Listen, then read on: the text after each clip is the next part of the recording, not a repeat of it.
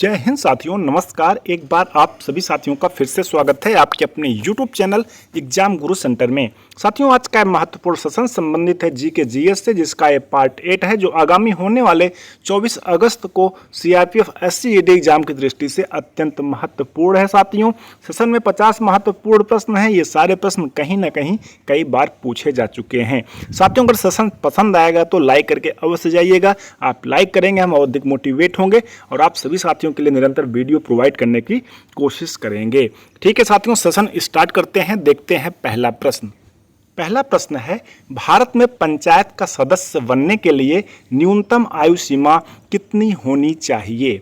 Answer होगा साथियों 21 वर्ष, यानी ऑप्शन नंबर ए इस प्रश्न का सही उत्तर होगा।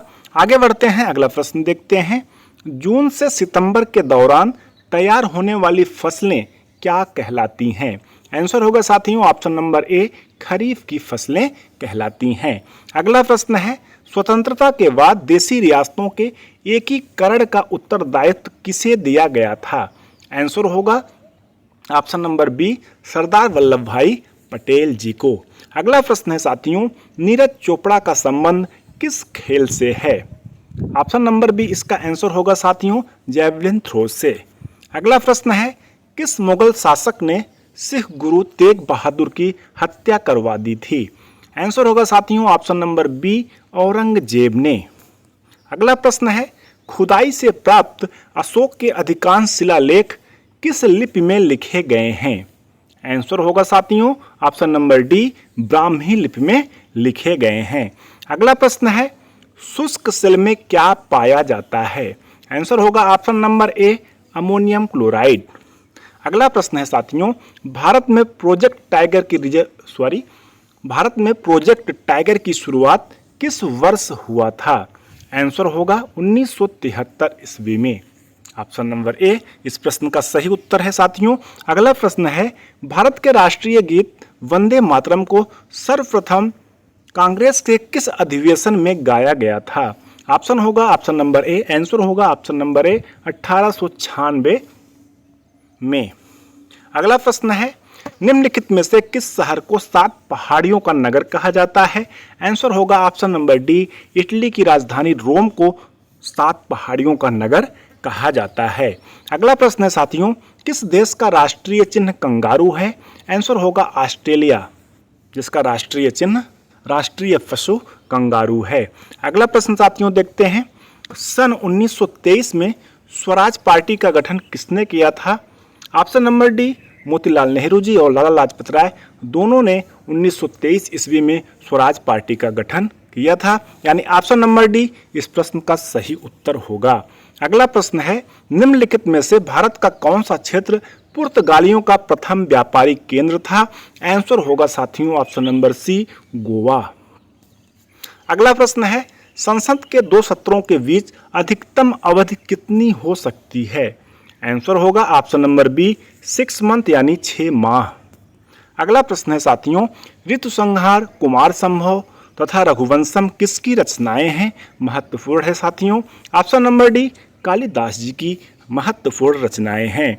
अगला प्रश्न है, महाबलीपुरम के रथ मंदिर का निर्माण किस पल्लव शासक ने करवाया था?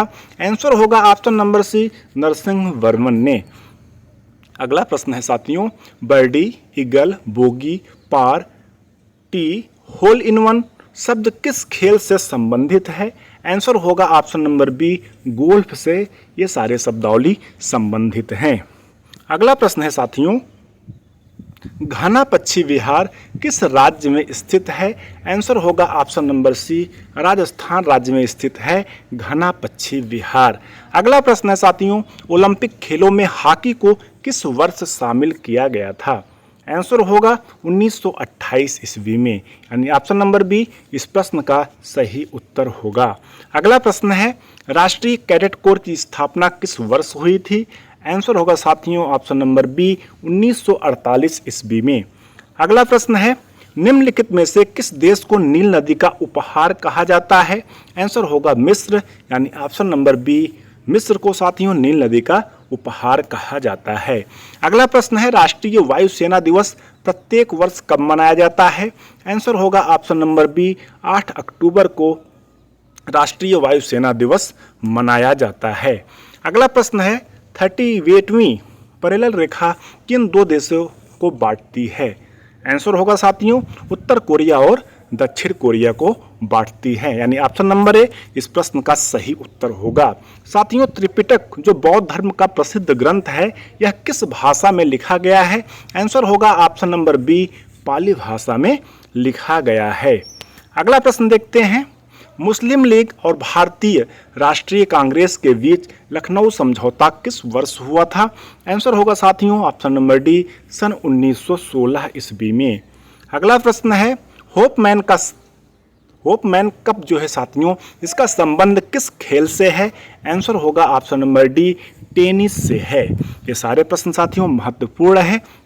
दुनिया की सबसे बड़ी समुद्री सीमा वाला देश कौन सा है? आंसर होगा साथियों कनाडा, यानी ऑप्शन नंबर सी। अगला प्रश्न है संविधान के किस धारा के अंतर्गत राज्यपाल किसी राज्य में राष्ट्रपति शासन लगाने की सिफारिश करता है? आंसर होगा साथियों ऑप्शन नंबर ए धारा 356 यानी 356। अगला प्रश्न है साथियों असहयोग आंदोलन को और किस नाम से जाना जाता है? आंसर होगा ऑप्शन नंबर सी सविनय अवज्ञा आंदोलन। कब हुआ था आप सभी साथी हमें कमेंट सेक्शन में लिखकर अवश्य बताइएगा। अगला प्रश्न है महान चिकित्सक चरक किसके दरबार में थे? आंसर होगा ऑप्शन नंबर ए कनिष्क के दरबार में थे। अगला प्रश्न है साथियों मलेरिया की दवा कुनैन किस पौधे से प्राप्त होती है? आंसर होगा ऑप्शन नंबर सी सिनकोना से। अगला प्रश्न है सवाना घास के मैदान किस महाद्वीप में है साथियों? अफ्रीका महाद्वीप में है, यानी ऑप्शन नंबर ए इस प्रश्न का राइट आंसर होगा। अगला प्रश्न है साथियों उत्तर प्रदेश में लोकसभा की सीटें कितनी है साथियों? ऑप्शन नंबर ए टोटल 80 यानी 80 सीट हैं लोकसभा की। अगला प्रश्न है साथियों 34 भगवान महावीर जैन का जन्म कहाँ हुआ था? आंसर होगा साथियों वैशाली में, यानी option number A right answer होगा। अगला प्रश्न है साथियों किस मुगल शासक ने दीन ए इलाही धर्म चलाया था?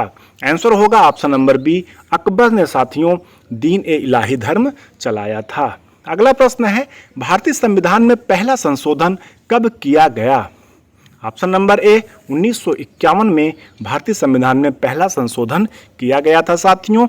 अगला प्रश्न है सन 1907 में शुरू किया गया साहित्य का प्रथम नोबेल पुरस्कार किसे दिया गया था? आंसर होगा साथियों रुडयार्ड किपलिंग को। अगला प्रश्न है सालार जंग म्यूजियम किस शहर में स्थित है? आंसर होगा ऑप्शन नंबर डी हैदराबाद में स्थित है। अगला प्रश्न है साथियों सम्राट अशोक ने किस युद्ध के बाद बौद्ध धर्म अपना लिया था? आंसर होगा ऑप्शन नंबर बी कलिंग युद्ध के बाद साथियों सम्राट अशोक ने बौद्ध धर्म अपना लिया था। अगला प्रश्न है कौन सा खनिज हृदय की धड़कन को नियंत्रित करता है? आंसर होगा साथियों पोटेशियम। अगला प्रश्न है 1928 के बारदोली आंदोलन का नेतृत्व किसने किया था? आंसर होगा साथियों सरदार वल्लभ भाई पटेल जी। अगला प्रश्न है चाइना मैन शब्द का प्रयोग किस खेल से होता है? आंसर होगा साथियों क्रिकेट से। अगला प्रश्न है ऑस्कर पुरस्कार का संबंध किस क्षेत्र से है? आंसर होगा साथियों ऑप्शन नंबर ए सिनेमा से। अगला प्रश्न है मैग्सेसे पुरस्कार पाने वाले पहले भारतीय कौन थे साथियों? विनोबा भावे जी मैग्सेसे पुरस्कार प्राप्त करने वाले पहले भारतीय थे, यानी option number D is right answer. अगला प्रश्न साथियों राष्ट्रीय मतदाता दिवस प्रत्येक वर्ष किस दिन मनाया जाता है? आंसर होगा साथियों 25 जनवरी को प्रतिवर्ष राष्ट्रीय मतदाता दिवस मनाया जाता है। अगला प्रश्न है भारत में जिप्सम का सर्वाधिक उत्पादन निम्नलिखित में से किस राज्य में होता है? आंसर होगा ऑप्शन नंबर सी राजस्थान के बीकानेर डिस्ट्रिक्ट में साथियों जिप्सम का सर्वाधिक उत्पादन होता है। अगला प्रश्न है मौर्य वंश का अंतिम सम्राट कौन था? बृहदत्त साथियों मौर्य वंश के अंतिम सम्राट थे। अगर पहले सम्राट की बात किया जाए तो चंद्रगुप्त मौर्य वंश के पहले सम्राट थे। अगला प्रश्न है तिरुकुरल नामक प्रसिद्ध ग्रंथ के संकलनकर्ता कौन है? आंसर होगा साथियों तिरुवल्लुवर। ऑप्शन नंबर ए इस प्रश्न का सही उत्तर होगा। साथियों, इस प्रकार से सेशन कंप्लीट हुआ। केवल 48 क्वेश्चन थे, 2 क्वेश्चन के लिए सॉरी, अगले सेशन में अवश्य ऐड करेंगे। वीडियो कैसा लगा आप सभी साथी में कमेंट सेक्शन में लिखकर अवश्य बताइएगा। Thanks for watching, like share and subscribe. अगर अभी तक सब्सक्राइब न किए हो साथियों, सब्सक्राइब करिएगा। अगर वीडियो देखने के बाद लाइक न किए हो तो लाइक अवश्य करिएगा। ठीक है साथियों, मिलते हैं नेक्स्ट पार्ट में। तब तक के लिए धन्यवाद। जय हिंद। तैयारी करते रहिए।